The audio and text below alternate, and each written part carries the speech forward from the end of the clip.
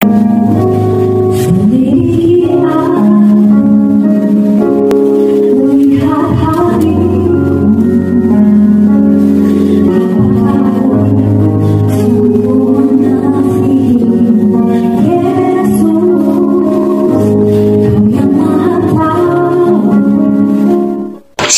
selamat pagi pemirsa dimanapun berada.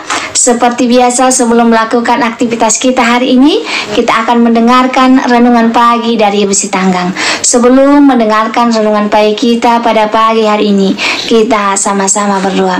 Bapa yang baik yang bertata dalam kerajaan surga, kami mengucap syukur Tuhan berkat yang boleh kami rasakan hingga pada pagi hari ini. Kami boleh bangun dalam keadaan sehat. Sebentar Tuhan kami akan mendengarkan firman-Mu melalui renungan pagi. Kiranya Tuhan menjamah hati dan pikiran kami, sehingga firman ini kami boleh mengerti dan kami lakukan dalam kehidupan kami. Hati umat-umat Tuhan yang mendengarkan firman-Mu pada pagi hari ini, biarlah berkat kesehatan, rezeki yang daripada-Mu boleh menjadi bagian mereka. Berkati kami Tuhan sepanjang hari ini, mohon ampun dosa pelanggaran kami, karena kami berdoa dalam nama Yesus yang menebus kami dalam dosa. Amin. Judul renungan pagi kita pada pagi hari ini, berbeda, unik, dan berharga. Ayat intinya saya ambil dari Mazmur 139 ayat 13 sampai 14. Sebab Engkaulah yang membentuk buah pinggangku, menenun aku dalam kandungan ibuku. Aku bersyukur kepadamu oleh karena kejadianku dahsyat dan ajaib. Ajaib apa yang kau buat, dan jiwaku benar-benar menyadarinya.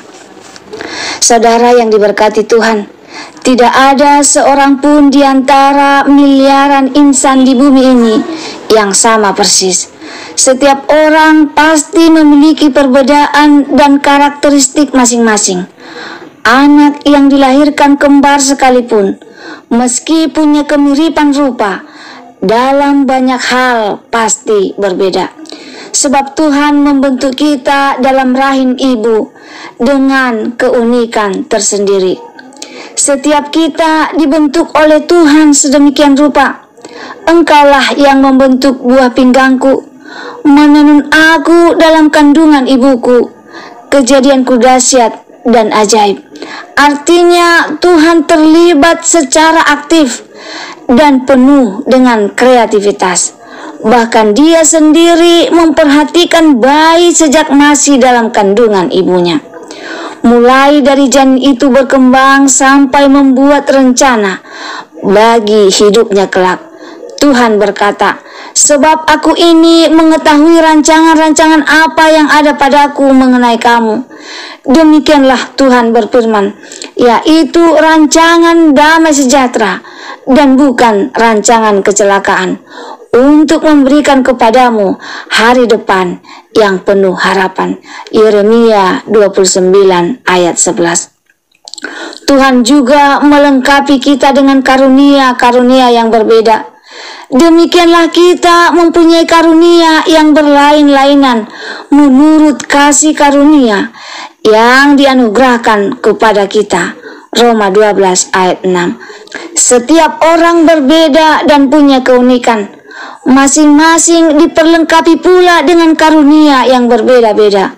Oleh karena itu, kita tidak perlu membanding-bandingkan diri kita dengan orang lain atau berusaha menjadi sama seperti mereka. Ada yang sampai stres, kecewa pada diri sendiri, dan beranggapan bahwa Tuhan tidak adil kepadanya ketika melihat orang lain tampak perfect menurut penilaiannya, lalu berusaha sedemikian rupa ingin menjadi sama seperti orang itu. Adalah sah-sah saja kita mengagumi dan mengidolakan orang lain, tetapi kita tidak harus menjadi sama seperti orang itu, karena pada dasarnya setiap orang adalah berbeda. Karena itu, bagaimanapun keadaan kita, kita harus tetap merasa bangga menjadi diri sendiri dan tetaplah mengucap syukur kepada Tuhan. Oleh karena engkau berharga di mataku, dan mulia, dan aku ini mengasihi engkau. Yesaya 43 ayat 4. Saudaraku, kita ini berharga di mata Tuhan. Dan Tuhan berkata, oleh karena engkau berharga di mataku dan mulia, dan aku ini mengasihi engkau, maka aku memberikan manusia sebagai gantimu, dan bangsa-bangsa sebagai ganti nyawamu. Yesaya 43 ayat 4. Adalah suatu kebanggaan tersendiri apabila kita mendapat hormat, pujian, dan penghargaan dari sesama kita karena kesuksesan atau prestasi yang telah kita raih. Tapi apakah kita pernah menyadari bahwa kita ini sangat berharga di mata Tuhan? Tuhan tidak pernah memandang rupa, jabatan, atau kekayaan yang kita miliki. Sesungguhnya bukan yang dilihat manusia yang dilihat Allah. Manusia melihat apa yang di depan mata, tetapi Tuhan melihat hati. 1 Samuel 16 ayat 7b. Seburuk apapun kita di mata dunia ini, bahkan mungkin kita telah dihina, dicaci, dan direndahkan, tetapi kita tetap berharga di mata Tuhan. Kalau kita begitu bangga dipuji dan dihormati oleh orang lain, alangkah lebihnya bila kita dipandang sangat berharga dan mulia di hadapan Tuhan.